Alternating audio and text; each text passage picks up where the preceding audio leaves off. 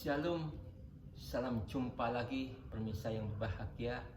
Hari-hari ini terus kondisi negara kita semakin Tuhan pulihkan, ya. Semakin banyak terjadi kesembuhan, ya.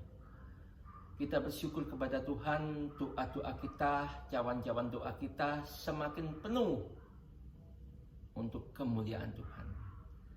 Mari kita lebih bijaksana memperhatikan tanda-tanda zaman.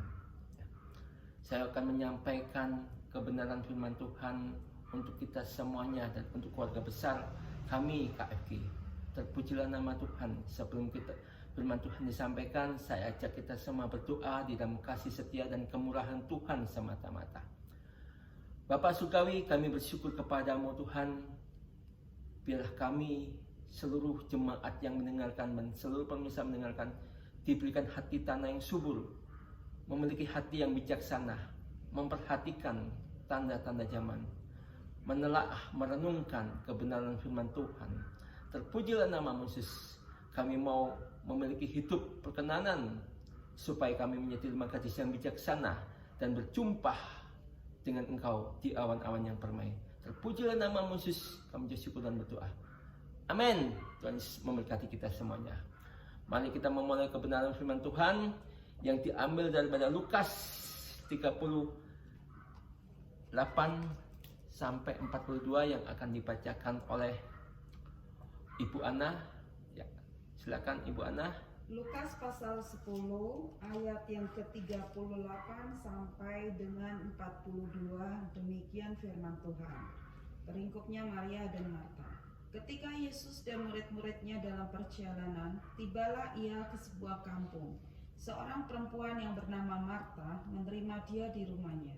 Perempuan itu mempunyai seorang saudara yang bernama Maria.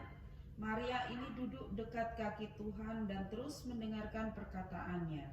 Sedang Marta sibuk sekali melayani. Ia mendekati Yesus dan berkata, "Tuhan, tidakkah engkau peduli bahwa saudaraku membiarkan aku melayani seorang diri? Suruhlah ia membantu aku." Tetapi Tuhan menjawabnya, "Marta, Marta, engkau khawatir dan menyusahkan diri dengan banyak perkara. Tetapi hanya satu saja yang perlu. Maria telah memilih bagian yang terbaik, yang tidak akan diambil daripadanya." Di sini kita mempelajari Marta, Maria, dan Lazarus ini, ya, dengan beberapa jemaatnya di kampung Betania ini sekolah bersama kepada guru yang agung, Tuhan Yesus. Jadi pelajaran tentang keselamatan sampai akhir zaman, sampai kedatangan Tuhan yang kedua kali tamat. Mereka bukan hanya mendapatkan gelar sebagai, kalau zaman kita sekarang, bukan hanya sekedar STH atau MTH. Bahkan mereka lebih daripada doktor. Mereka mengerti benar kebenaran firman Tuhan yang disampaikan oleh Tuhan Yesus. Tetapi mempunyai respon yang berbeda, mempunyai kepercayaan tingkat yang berbeda. Di sini kita melihat, di sini ada dua tipe macam manusia di kalangan kita sebagai orang percaya. Tipe pertama mengikuti tipenya Marta. Tipe kedua mengikuti tipenya Maria. Tipe Maria adalah tipe yang benar-benar memperhatikan setiap kebenaran firman Tuhan dan mempercayainya. Nah, tipe yang kedua, Marta, bukan berarti tidak mempercayainya. Dia percaya kepada Tuhan Yesus. Nah, tetapi tingkat kepercayaan itu kedalamannya diukur oleh Tuhan. Mengukurnya bagaimana? Kita melihat di sini. Ketika Marta mendekati Tuhan Yesus, "Tuhan Yesus, tolong sampaikan tegur kepada saudaraku Maria, supaya aku tidak sendirian melayani Engkau Tuhan. Suruhlah Maria ini membantu aku untuk melayani engkau, Bapak Ibu. Tetapi di sini saya paling suka dengan ayat yang di 42 ini. Saya ulangi di sini kata-katanya. Tetapi hanya satu saja yang perlu, hanya satu saja yang perlu, Bapak Ibu. Maria telah memilih bagian yang terbaik, yang tidak akan diambil daripadanya. Ya.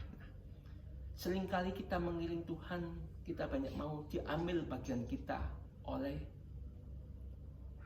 orang lain, oleh dunia, bahkan oleh kuasa iblis.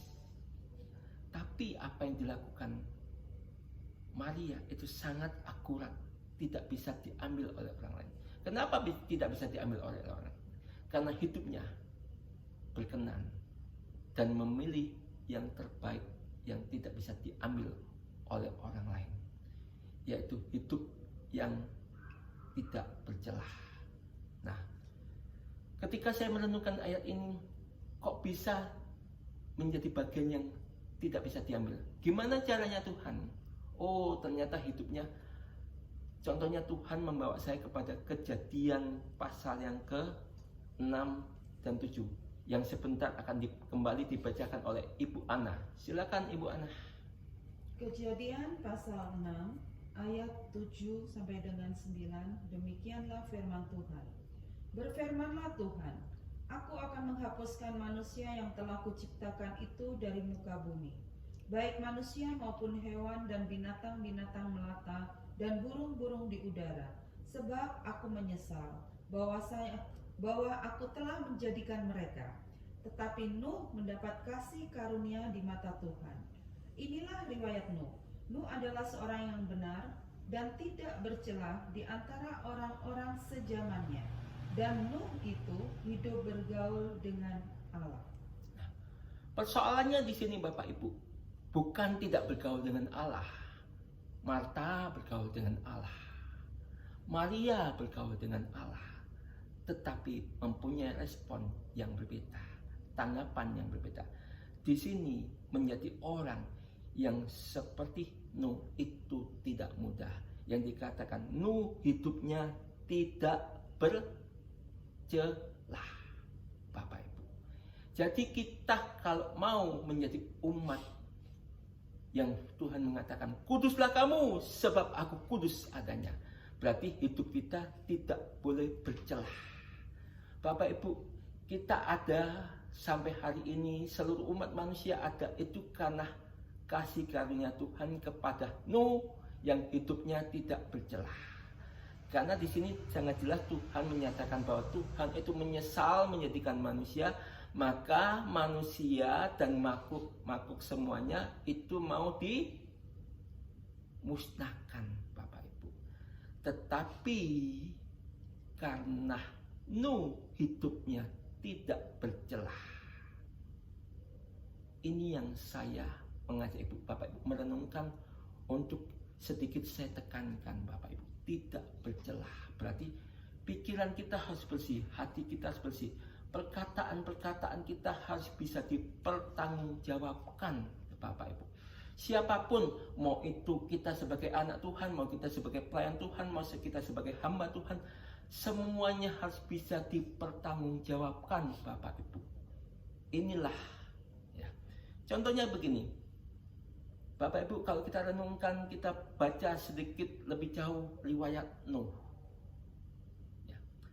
Setelah manusia dimusnahkan semuanya, Bapak Ibu, ya, apa yang dilakukan oleh Nuh, ya, ketika dia sudah selama 1 tahun, dia di lockdown oleh Tuhan, Bapak Ibu.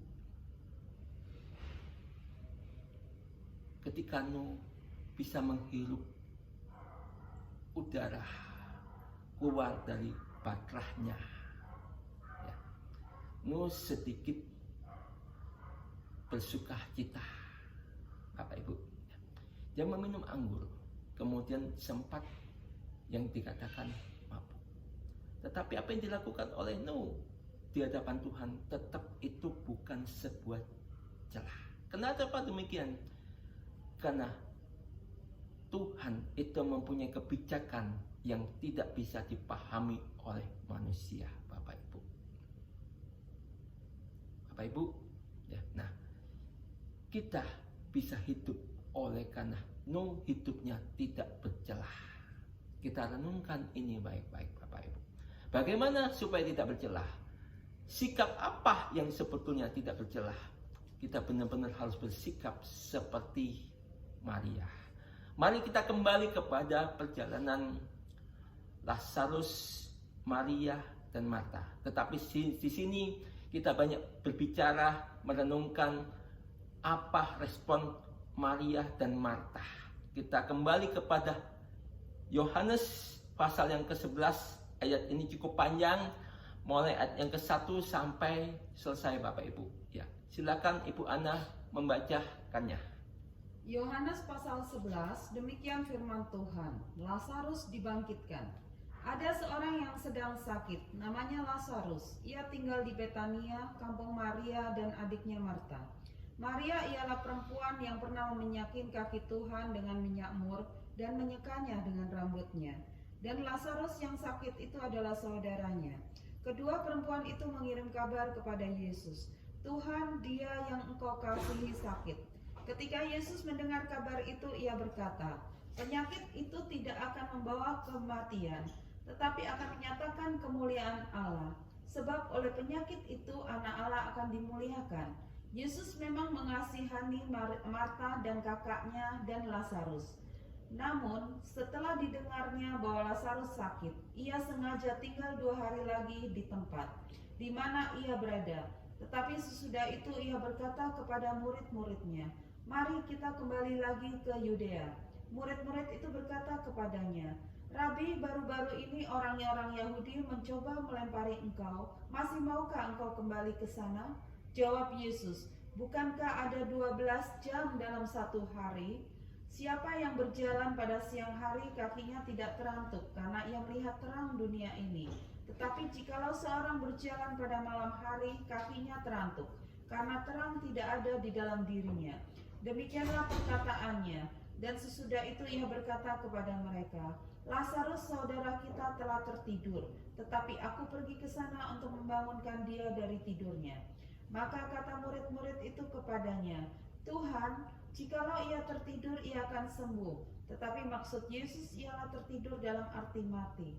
Sedangkan sangka mereka Yesus berkata tentang tertidur dalam arti biasa.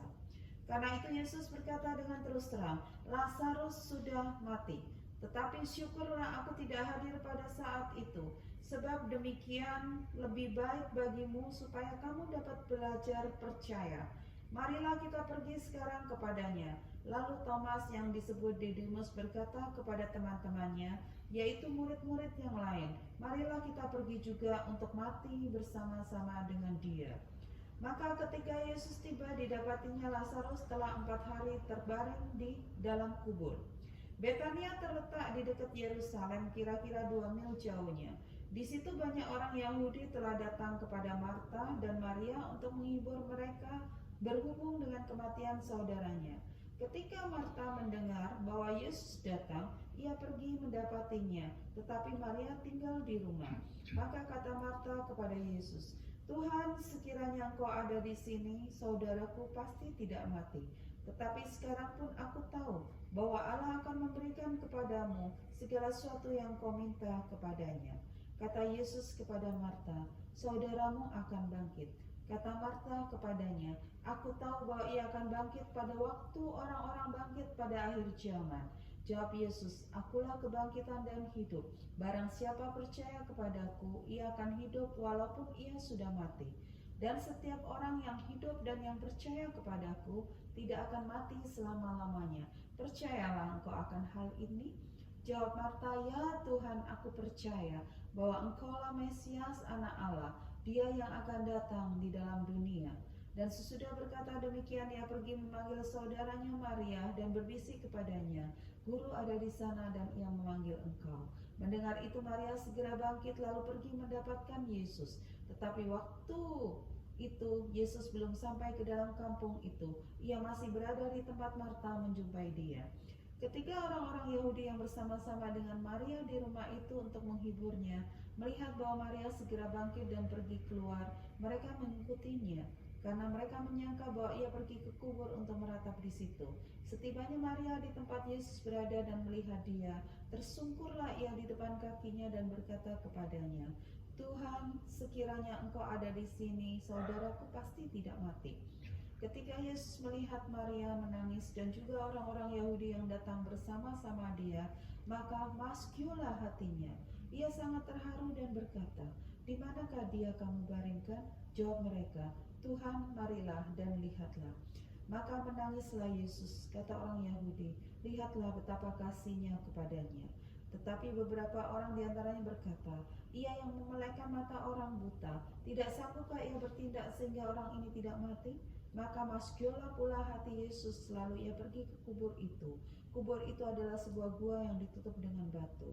Kata Yesus, "Angkat batu itu." Marta, saudara orang yang meninggal itu, berkata kepadanya, "Tuhan, ia sudah berbau sebab sudah 4 hari ia mati." Jawab Yesus, "Bukankah sudah kukatakan kepadamu, jikalau engkau percaya, engkau akan melihat kemuliaan Allah?" Maka mereka mengangkat batu itu, lalu Yesus menengadah ke atas dan berkata, "Bapa, aku mengucap syukur kepadamu, karena Engkau telah mendengarkan aku. Aku tahu bahwa Engkau selalu mendengarkan aku, tetapi oleh karena orang banyak yang berdiri di sini mengelilingi aku mengatakannya, supaya mereka percaya bahwa Engkau lah yang telah mengutus aku." Dan sesudah berkata demikian, berserulah ia dengan suara keras, "Lazarus, marilah keluar." Orang yang telah mati itu datang keluar. Kaki dan tangannya masih terikat dengan kain kapan, dan mukanya tertutup dengan kain peluh. Kata Yesus kepada mereka, "Bukalah kain-kain itu dan biarkan ia pergi." Amin. Firman Tuhan di sini dikatakan, kita melihat, kita mengatakan orang percaya, aku percaya sama Tuhan Yesus. Percaya. Kita melihat kepercayaan kita sampai di mana. Apa itu yang namanya percaya? Kita melihat di sini, ya. Pertama, murid-murid Yesus mengatakan percaya. Tuhan Yesus mengajari untuk belajar percaya.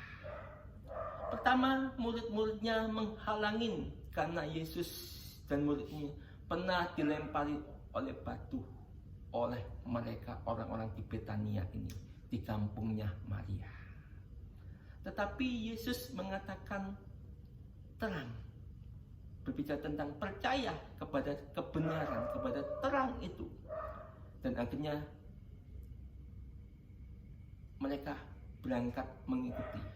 Padahal Yesus mengatakan, saudara kita Lazarus tidur. Nah, tetapi karena mereka tidak benar-benar merenungkannya, mereka menganggap tidur dalam arti biasa. Padahal Yesus bermaksud mengatakan tidur dalam arti mati. Seringkali kita mendengarkan firman Tuhan, kita tidak benar-benar menelaah firman Tuhan, merenungkan dan menghidupi Bapak Ibu di sini. Pentingnya kita menghidupi firman Tuhan, Bapak Ibu. Contohnya lebih jauh. Setelah itu yang dilakukan oleh Marta di sini, ya. Nah, setiap tindakan Yesus diresponi dengan perkataan, ya. Contohnya di ayat 17 saya akan mulai, Bapak Ibu di sini, ya. Ketika Yesus tiba, didapatinya Lazarus telah mati 4 hari, berbaring di dalam kubur. Betania terletak dekat Yerusalem, kira-kira 2 mil jauhnya. Di situ banyak orang Yahudi datang kepada Marta dan Maria untuk menghibur mereka dengan kematian saudaranya. Ketika Marta mendengar Yesus datang, ia pergi mendapatinya, tetapi Maria tinggal di rumah. Maka kata Marta kepadanya, "Yesus, Tuhan, sekiranya Engkau ada di sini, saudaraku pasti tidak akan mati." Mengatakan seperti itu. Kalau engkau ada di sini pasti tidak akan mati. Percaya kan? Marta percaya. bukan dikatakan tidak percaya. Percaya, tapi kepercayaannya kita melihat lebih jauh. Kemudian Yesus berkata lebih jauh. Nah, saudaramu akan bangkit. Tuhan ngomong begitu. Dia apa lagi? Dicelah lagi. Ya, diresponi lagi sama Marta. Aku tahu Tuhan. Nanti akan bangkit pada akhir zaman. Tuhan ngomong. Nah, setiap perkataan Yesus di sini, ya, ayat yang ke-22 kita loncat, ya, ayat yang ke-22. Kata Marta kepadanya, seandainya kata Yesus kepadanya, Marta, saudaramu akan bangkit. Kata Marta kepadanya, aku tahu bahwa ia akan bangkit pada waktu orang bangkit pada akhir zaman. Jelaskan di sini, diresponi, dicelah, omongan Yesus selalu dicelah, dipotong oleh Marta. Kita renungkan, apakah kepercayaan ini berkenan kepada Tuhan, Bapak Ibu? Ya, Tuhan Yesus berkata lebih jauh. Jawab Yesus, akulah kebangkitan dan hidup. Barang siapa percaya kepadaku, ia akan hidup walaupun ia sudah mati. Dan 26, dan setiap orang yang hidup yang percaya kepadaku tidak akan mati selama-lamanya. Percayalah engkau akan hal ini? Jawab Marta, ya Tuhan, aku percaya engkau Mesias, anak Allah, yang akan datang ke dalam dunia. Dan sesudah berkata demikian, pergilah ia memanggil Maria. Nah, sudah diyakinkan ini bahwa kepercayaan Marta itu harus lebih dalam. Nah, lebih dalam dibutuhkan kepercayaan apa untuk mempercayai Tuhan lebih dalam? Dibutuhkan cinta kepada Tuhan. Lebih dalam lagi mencintai Tuhan, itu penting.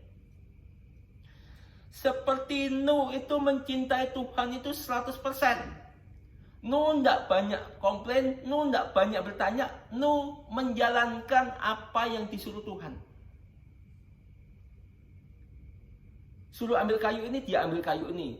Suruh diukur sekian, dia ukur sekian. Dia tidak membantah sama sekali. Dia laksanakan setiap apa yang Tuhan katakan. Bapak Ibu,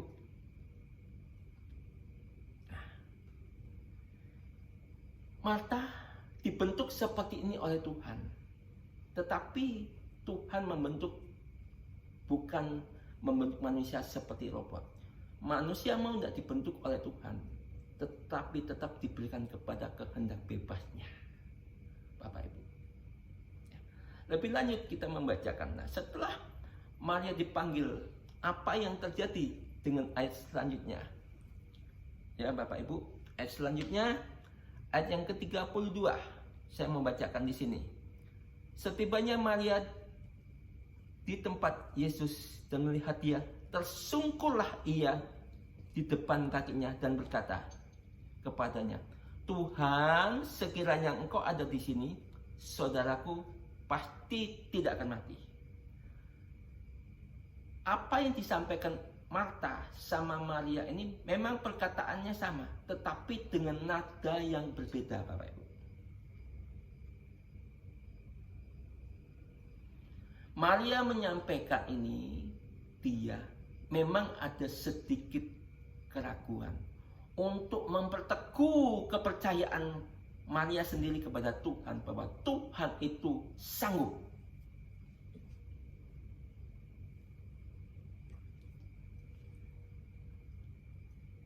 Ketika Yesus mendengar perkataan Maria, respon Tuhan Yesus berbeda.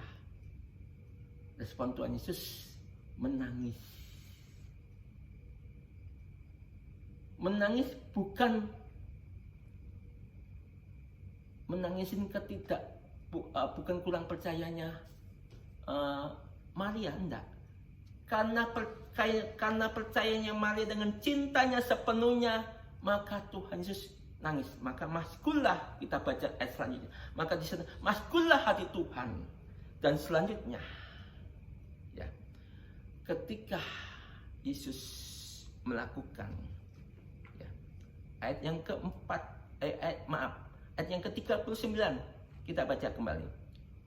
kata Yesus, angkatlah batu itu. Marta komplain lagi. Marta, saudara orang yang meninggal itu, berkata kepadanya, Tuhan, ia sudah berbau, sebab sudah 4 hari mati. Komplain lagi. Seringkali kita sebagai umat itu seperti ini, Bapak Ibu. Kita komplain, kita ngomong percaya, tapi kita komplain terus sama Tuhan. Kita mencela Tuhan terus. Ya kan? Padahal Marta tahu loh. Marta itu mengatakan, engkau Mesias anak Allah, engkau adalah Alfa dan Omega, engkau tahu segala sesuatu. Nah, Tuhan tahu persis kalau Lazarus sudah mati 4 hari, Tuhan Yesus tahu bahwa bau. Karena Tuhan Yesus yang menciptakan manusia, Tuhan tahu persis, Bapak Ibu. Tapi seringkali kita bertindak sebagai umat Allah seperti Marta, Bapak Ibu.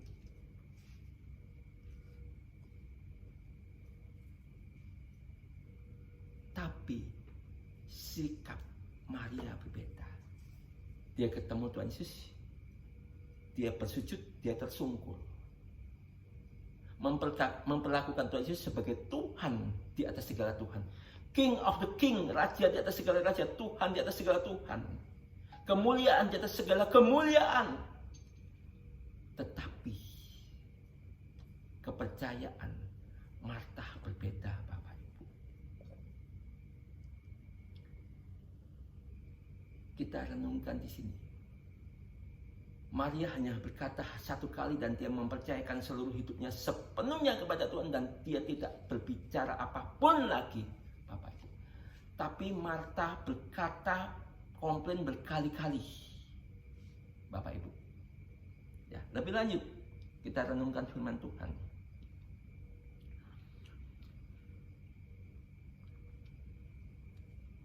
Di ayat 40. Ya Bapak Ibu, saya bacakan. Jawab Yesus, bukankah sudah kukatakan kepadamu, jikalau engkau percaya, engkau akan melihat kemuliaan Allah. Jikalau engkau percaya. Berarti waktu pertama kali Yesus meyakinkan supaya Marta percaya sama Tuhan Yesus, Marta ngomong percaya, tapi kepercayaannya itu tidak absolut, nggak sepenuhnya. Maka itu Yesus berkata di ayat yang ke-40, kalau engkau percaya, engkau akan melihat kemuliaan Allah. Berarti di sini Yesus memastikan kepercayaan Marta tidak sepenuhnya. Kenapa? Matik-matikannya Marta 5 kali 5, 25. Matik-matikannya Maria 5 roti 2 ikan, 5.000 orang laki kenyang, sisa 12 bakul. Itu belum istrinya, belum anak-anak.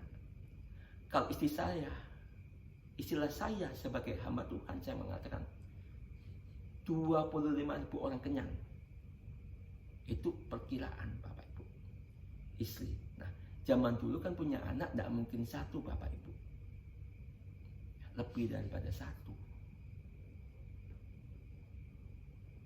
Bapak Ibu, kita perlu merenungkan. Sungguh Tuhan ingin hidup kita seperti Maria, tidak bercelah. Seperti yang saya gambarkan kepada Bapak Ibu, seperti Nuh hidupnya tidak bercelah kepada Tuhan. Ini buktinya. Marta bergaul dengan Allah, Maria bergaul dengan Allah. Tetapi di sini pilihan kita yang menentukan. Kita mau bersikap seperti Marta atau seperti Maria, Bapak Ibu. Kita yang menentukan. Mari kita bijak memperhatikan tanda-tanda zaman. Ya Bapak Ibu, Corona ini ya, itu adalah salah satu kegenapan firman Tuhan. Tuhan mau segera datang Bapak Ibu. Kalau kita mau mengalami 5 gadis bijaksana, kita mengalami pengangkatan. Mari kita hidup seperti Maria. Maria di sini digambarkan sebelumnya adalah perempuan yang berdosa. Tapi dia sungguh-sungguh bertobat dan dia percaya kepada Tuhan sepenuhnya dan dosanya diampuni. Dan Maria hidupnya tidak bercelah, tidak ada bohong-bohong lagi. Seringkali kita sebagai umat Tuhan, paling sering kita jatuh kepada sebuah kebohongan demi kebohongan.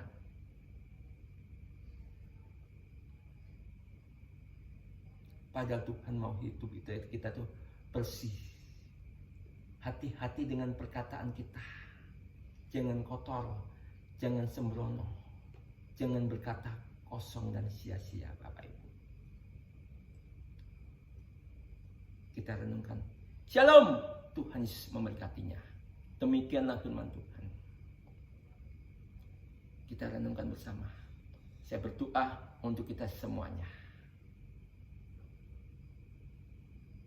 Mari kita berdoa. Setelah itu kita akan masuk kepada perjamuan Tuhan. Tuhan, kami umat-Mu sudah mendengarkan firman-Mu. Betapa Engkau menginginkan umat-Mu di akhirnya ujung zaman ini. Untuk hidup kami tidak bercelah Tuhan. Sebab Engkau berfirman, kuduslah kamu sebab aku kudus. Sebab Engkau Allah yang maha kudus. Engkau menghendaki umat-Mu hidup dalam kekudusan dan kebenaran, ya Tuhan. Kami bersyukur kepada-Mu Tuhan. Ampuni semua dosa dan kesalahan kami, ya Tuhan.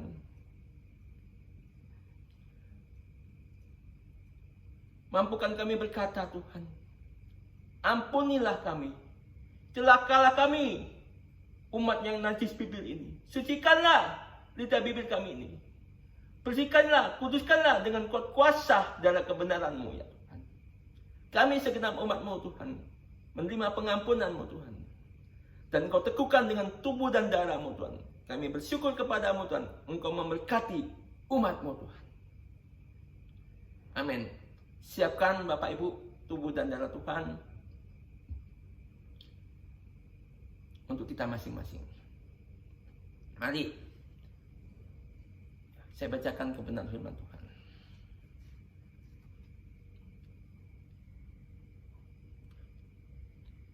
Ya, sudah siap semua Bapak Ibu? Kita angkat tubuh Tuhan di atas kepala kita.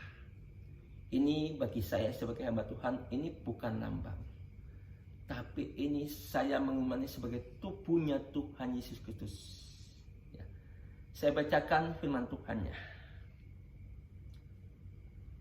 Sebab apa yang telah kuteruskan kepada kamu telah aku terima dari Tuhan, yaitu bahwa waktu Tuhan Yesus pada waktu malam ia diserahkan, ia mengambil roti dan sesudah itu ia mengucapkan syukur atasnya dan ia memecah-mecahkan dan berkata, inilah tubuhku yang diserahkan bagi kamu, perbuatlah ini menjadi peringatan akan aku. Bukankah tubuh yang dipecah-pecahkan ini adalah persekutuan dengan tubuh Kristus? Makan dalam nama Yesus.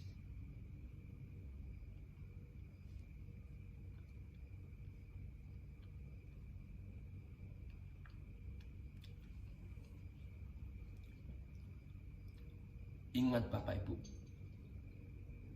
tubuh kita bait Allah. Hidup kita bukan kita lagi, tapi Yesus yang hidup dalam kita. Mari kita hidup di dalam kehendak Tuhan. Angkat darah Tuhan Yesus. Ini saya mengimani sebagai darahnya Tuhan Yesus. Kita angkat darah Tuhan Yesus di atas kepala kita. Demikian firman Tuhan. Demikian juga yang mengambil cawan sesudah makan. Lalu berkata, inilah cawan adalah perjanjian baru yang dimeteraikan oleh darahku. Perbuatlah ini setiap kali kamu meminumnya, menjadi peringatan akan aku. Bukankah cawan ucapan syukur ini adalah persekutuan dengan darah Yesus? Minum dalam nama Yesus.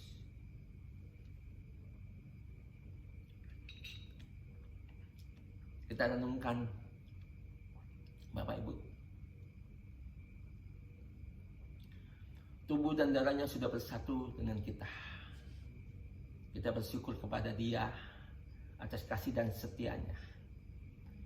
Saya percaya kita semuanya sudah diperbarui dan menjadi umat baru yang siap, yang layak menjadi 5 gadis yang bijaksana, masuk ke dalam kerajaan surga, berjumpa Yesus di awan-awan yang permai. Terpujilah namamu Yesus, kami bersyukur kepadamu. Mari kita berdoa.